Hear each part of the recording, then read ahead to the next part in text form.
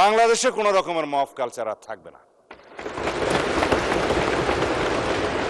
মাননীয় speaker, brute majority সবসময় বিপজ্জনক। অতীতেও আমরা সংসদে যখন ব্রুট মেজরিটি দেখেছি সেটা পরিণতি খুব ভালো হয়নি। মাননীয় স্পিকার, সে কারণে আমি বিনীতভাবে বলি, আমাদের সম্পূরক প্রশ্নের বিধিনিষেধ যদি এত কড়াকড়িভাবে করেন তাহলে আমরা কি করে মন্ত্রী পরিষদকে জবাবদিহিতার আওতায় আনবো? মাননীয় সদস্য, এটা এই অবস্থান থেকে করা হয়নি। We are abide by the rules and regulations of the parliamentary procedure, and I am hereby to declare that I cannot go beyond the procedure. I understand মাননীয় স্পিকার, কিন্তু তারপরেও একটু যদি উদার হই তাহলে বোধহয় ভালো হয়। আমাদের মাননীয় স্বরাষ্ট্রমন্ত্রী, উনি অত্যন্ত দক্ষ যোগ্য ব্যক্তি। উনি সংবিধান যেমন ভালো জানেন, আমি নিশ্চিত উনি ওনার মন্ত্রণালয়ের ব্যাপারেও অনেক বেশি জানেন।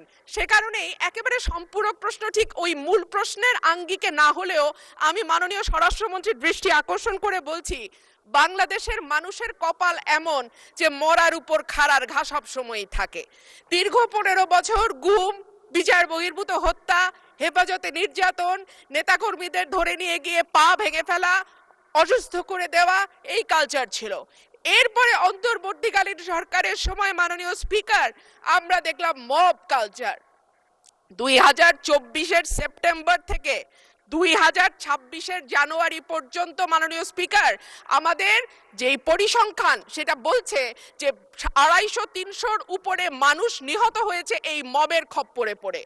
আমার মাননীয় স্বরাষ্ট্রমন্ত্রীর কাছে প্রশ্ন, যেহেতু একটা খারাপ কালচার বাংলাদেশে শুরু হয়েছে এবং আমি নিজেও 21শে ফেব্রুয়ারি সেটার একজন ভুক্তভোগী, সেটা বন্ধ করার ব্যাপারে সরকার কি মেজার নেবে এবং স্বরাষ্ট্রমন্ত্রী এই ব্যাপারে কি কি পদক্ষেপ নেবেন? ধন্যবাদ। ধন্যবাদ মাননীয় সদস্য। মাননীয় মন্ত্রী। মাননীয় স্পিকার, আপনাকে ধন্যবাদ। মাননীয় সদস্যকেও অনেক বেশি ধন্যবাদ দিচ্ছি। এই মব কালচারের ইস্যুটি একটা ডিফারেন্ট ডিবেট, আলাদা ডিবেট হতে পারত। যত পরিসংখ্যান তিনি দিয়েছেন 24-এর 5ই আগস্টের পর থেকে এই 26-এর জানুয়ারি পর্যন্ত, সে পরিসংখ্যানটা আমার কাছে নাই। তবে আমাদের কাছে অনুমান আছে। আমরা সরকারের দায়িত্ব পেয়েছি, আমি এটা ক্ষমতা বলতে চাই না, আমরা এই রেসপন্সিবিলিটিটা পেয়েছি।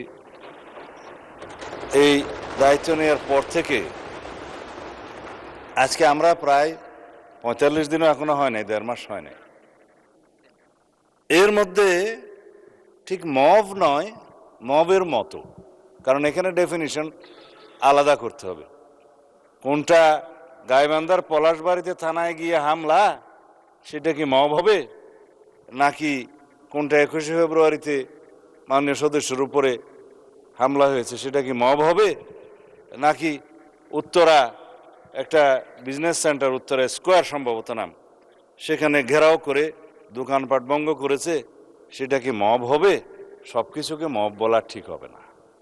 কিছু আছে সংগঠিত পরিকল্পিত অপরাধ, তার বিরুদ্ধে মামলা হয় এবং সেটা তদন্ত হয়, গ্রেফতার হয় এবং বিচারের জন্য সুপর্দ করা হয়। কিন্তু স্পষ্ট উচ্চারণ আমরা করেছি দায়িত্ব নেওয়ার পরে, বাংলাদেশে কোনো রকমের মব কালচার আর থাকবে না।